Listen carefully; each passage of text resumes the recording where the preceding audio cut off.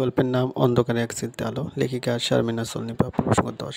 তানভীর তাড়াহুড়ো করে দরজাটা খুলল। দরজাটা খোলার সাথে সাথে আলোর ভয়টা বেড়ে গেল, কারণ একটা 21-23 বছর বয়সী মেয়ে দরজার ওপাশে দাঁড়িয়ে আছে।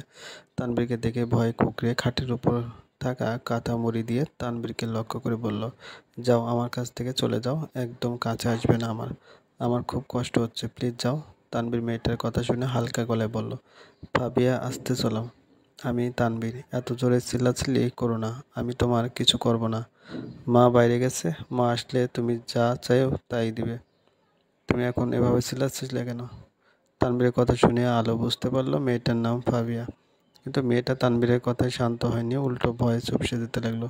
পাশে থাকা জিনিসপত্র তানভীরের দিকে ছুটতে লাগলো আর বলতে লাগলো, আমার কাছে আসবে না একদম, আমার অনেক কষ্ট হয়, যাও বলছি। আলো বুঝতে পারছে না ফাবিয়া কেন তানভীরকে এত ভয় পাচ্ছে। তাহলে কি তানভীর ওর সাথে এমন কিছু করেছে যাতে করে ফাবিয়া তানভীরের সহ্যই করতে পারছে না? এসব ভেবে আলোর মাথা ঘুরপাক খেতে লাগলো। এদিকে তানভীর ফাবিয়াকে কিছু না বলে আলোর দিকে তাকিয়ে বলল, এখানে এসেছেন কেন? ঘর থেকে বের হন, ঘরের দরজা লাগাবো। সব কিছু এত কৌতূহল ভালো না। আলো তানভীরের কথার কোনো জবাব না দিয়ে ঘরটা থেকে বের হয়ে ঘরের বাইরে দাঁড়ালো। তানভীরও ঘর থেকে বের হয়ে ঘরের দরজাটা লাগিয়ে হনহন করে নিজের ঘরের দিকে যেতে লাগলো। আলোর ভিতরে থাকা প্রশ্নগুলো আলোকে দুমড়ে মুচড়ে খাচ্ছে। তাহলে কি তানভীর ওই মেয়েটাকে অত্যাচার করছে? এসব ভাবতে ভাবতে সবটা সাহস সঞ্চয় করে তানভীরের পথ আটকে দিয়ে ঠিক সামনে এসে দাঁড়িয়ে বলল, আপনি আমাকে বলুন মেয়েটাকে, আর কেনই বা চিৎকার করলো এভাবে, আর আপনাকে কেন এত ভয় পাচ্ছে, এর পিছনে কারণ কি? তানভীর আলোর দিকে এগিয়ে গেল। আলো দুপা পিছালো। তানভীর আলোর বাহু ধরে তাকে পাশ কাটিয়ে যেতে নিলে আলো আরও কিছুটা সামনে এসে তানভীরের পথ রুখে দাঁড়িয়ে বলল, কি হলো, না বলে কোথায় যাচ্ছেন? বলুন ওই মেয়েটাকে, আপনাকে কেন ভয় পাচ্ছে? তার মানে ওই মেয়েটার সাথে খারাপ কিছু হয়েছে যার সাথে আপনি জড়িত? তানভীর আলোর কথায় আলোর দিকে গর্জে তাকালো। আলো তানভীর এমন রাগে চাউনি দেখে খানিকটা পিছনের দিকে গেল। তানভীর আলোর দিকে তাকিয়ে বলল, ঘরে থাকে যে মেয়েটাকে দেখেছেন সে আমার আপন বোনের মতো, আমার খালাতো বোন ফাবিয়া। পিটাপিটি ছিলাম দুজন, তাই দুজনে খুনসুটিও ছিল প্রচুর। মেয়েটা মানসিক ভারসাম্যহীন দীর্ঘ 3 বছর যাবৎ, আর আপনি কিনা তাকে নিয়েই আমাকে যা তা বলছেন। তানভীরের কথায় আলো চুপ হয়ে গেল। না জেনে কাউকে সত্যি কিছু বলা উচিত না। আলো ভয়ে ভয়ে বলল, আমি বুঝতে পারিনি, দয়া করে কষ্ট নেবেন না। তবে উনি মানসিক ভারসাম্যহীন হলেন কি করে? কিছু জানোয়ারের জন্য। আলো বিস্মিত হয়ে বলল, মানে? ফাবিয়া একটা ছেলেকে প্রচণ্ড রকম ভালোবাসতো। তখন ফাবিয়া ইন্টার প্রথম বর্ষে পড়তো, আমার কাছে সব কিছু বলতো, নিজের ভালোবাসার কথা, নিজের কথা সব। একটা সময় পর ফাবিয়া আমার সাথে কথা বলা বন্ধ করে দেয়। জিজ্ঞেস করলে বলে তার প্রেমিক চায় না আমার সাথে সে কথা বলুক, তাই কথা বলে না। আমিও আর তার সিদ্ধান্তে দ্বিমত করিনি, চেয়েছি সে তার জায়গায় ভালো থাকুক। এরকম করে ফাবিয়ার সাথে আমার যোগাযোগ নেই অনেক দিন যাবৎ, প্রায় 1 বছর তো হয়ে যাবে। সে সময়টাতে রুশির সাথে দেখা হয়। রুশির ঘটনাকে কেন্দ্র করে এত খারাপ সময় পার করি যে কিভাবে 1 বছর ফাবিয়ার সাথে যোগাযোগ বিচ্ছিন্ন ছিলাম বলতে পারবো না। 1 বছর পর হুট করে জানতে পারি ফাবিয়া অসুস্থ। আমি আর মা তাড়াতাড়ি হাসপাতালে যাই। সেখানে গিয়ে জানতে পারি ফাবিয়া রেপ হয়েছে। সেটা খালা জানতে পেরে খালা স্ট্রোক করে। সে ঘটনার পর খালা আর সুস্থ হয়নি, পরপারে চলে যায়। আর ফাবিয়ার তখন জ্ঞান ছিল না। জ্ঞান ফেরার পর ফাবিয়া জানায় যে তার প্রেমিক তাকে ঘুরতে নিতে গিয়ে এক বাসায় নিয়ে যায়। সেখানে তার প্রেমিক সহ তাকে 7 জন মিলে। কথাগুলো বলার পর ফাবিয়া আরও জোরে চিৎকার দিয়ে অজ্ঞান হয়ে যায়। পরবর্তীতে জ্ঞান ফেরার পর খালার খবর জেনে নিজেকে সে আর সামলাতে পারেনি। এক তো প্রিয়জন হারিয়েছে, অন্যদিকে নিজের সব হারিয়েছে। সব মিলিয়ে সেদিনের পর থেকে সে আর স্বাভাবিক জীবনে আসতে পারেনি। মানসিক ভারসাম্য হারিয়ে ফেলে সে। এখনও সে অতীতে ডুবে আছে। শুধু আমাকে না, যে কোনো ছেলেকে দেখে সে চিৎকার করে ওঠে। বাইরের আলো সহ্য করতে পারে না। মাঝে মাঝে মানুষ আঁধারে এমনভাবে ডুবে যায়, তখন আলো তাদের সহ্য হয় না। তখন তারা আলোর কাছে আসার থেকে আঁধারের অতল সাগরে নিজেকে নিমজ্জিত করতে বেশি স্বাচ্ছন্দ্য বোধ করে। ফাবিয়ার ক্ষেত্রেটাও এমন। সে চাইলে সে অতীত থেকে বের হয়ে আসতে পারছে না। তার অতীত তাকে প্রতিনিয়ত কুরে কুরে খাচ্ছে। নিজের সব কিছু হারানোর প্রতিচ্ছবিটা তার চোখে দীর্ঘ 3 বছর যাবৎ প্রতিনিয়ত ভাসছে। তানভীর কথাগুলো বলে আস্তে পায়ে আলোকে সরিয়ে ঘরের দিকে এগোতে লাগলো। আলো ঠায় দাঁড়িয়ে চুপ হয়ে রইল। নিজের মধ্যে অপরাধবোধ কাজ করছে তার।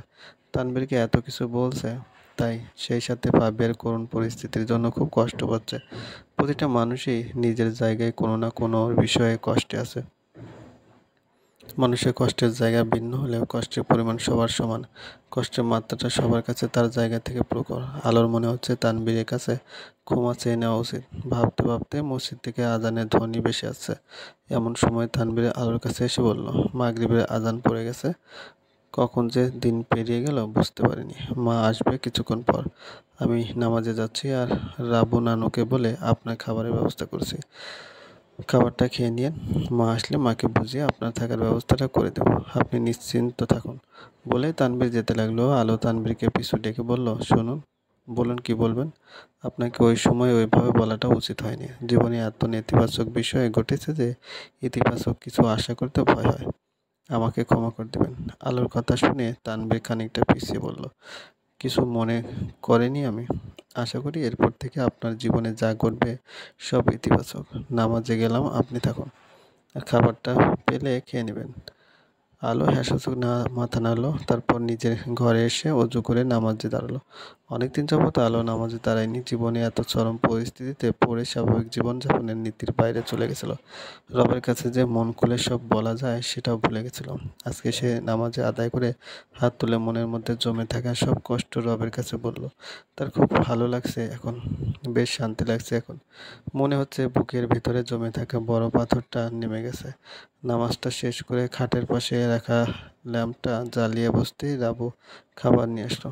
আলোর জন্য খাবারটা আলোর দিকে বাড়িয়ে বলল, কখন থেকে রান্না করে বসে আছি। মাত্র ছোট সাহেব বলল আপনার এই খাবার দেওয়ার জন্য। আপনার হয়তো ক্ষুধা লাগছে অনেক, তাই না? আলো রাবুর হাত থেকে খাবারের প্লেটটা নিয়ে রাবুকে মৃদু গলায় বলল, খাবারের কথা আমি ভুলে গেছিলাম। আমার ক্ষুধা লাগেনি, বরং এখনও খেতে মন চাচ্ছে না। খালি পেটে থাকেন না, খাই আলন। আলো মাথা নাড়ল। রাবু রুম থেকে চলে গেল। আলোর প্লেটের ভাত হাত নাড়তে লাগলো। খাবারটা মুখে তুলতে তার একদম ইচ্ছে করছে না। কিন্তু এ মুহূর্তে না খেলে তানভীরের মা এসে জানলে অনেক প্রশ্নের সম্মুখীন হতে হবে। সেজন্য বেশ জোর করে কয়েক লোকমা মুখে তুলে নিল। বাকিটা সে চাইলেও গিলতে পারছে না। আর যতটুকু খাবার ভিতরে গিয়েছে ততটুকু খাবারও বের হয়ে আসতে চাচ্ছে। আলো আর বাকিগুলো না খেয়ে হাতটা ধুয়ে শুয়ে পড়ল। শরীরটা বেশ খারাপ লাগছে তার। কি করবে বুঝতে পারছে না। হুট করে শীতও বেশি লাগছে। কম্বলটা মুড়ি দিয়ে মাথাটা কম্বলের ভিতর ঢুকিয়ে শুয়ে আছে।